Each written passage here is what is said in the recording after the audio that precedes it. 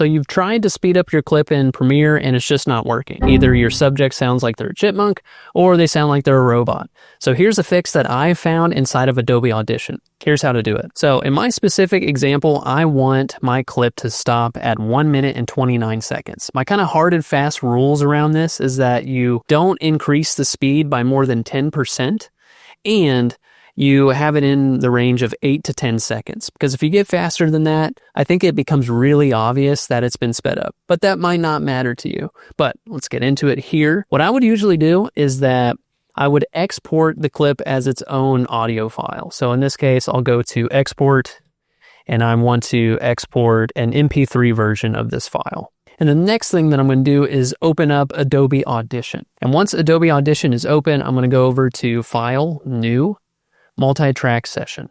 And then I'm going to make a multi-track session of where that file is.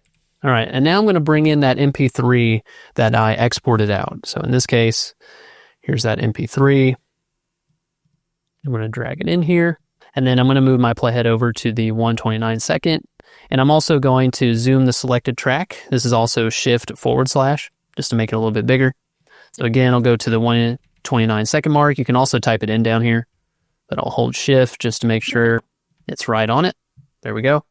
Now I'm going to zoom out, and if you hover around the end of the file, you'll find a stretch tool, this little stopwatch. So it's the same thing that you're seeing, the rate stretch tool. It's the same thing, but with this little stopwatch. So I'm going to click and drag it over, and you'll see the percentage change. And again, I don't want to go past that 10%. And right now I'm at about 91, okay? So I'm out 9%. But if you listen back to it, the pitch sounds great. But also my husband said, if you want to quit.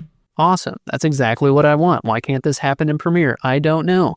So we're going to go to export, and I'm going to export this out and make sure I have it in the right place. Name it, and it'll export. And now we just bring it into Premiere.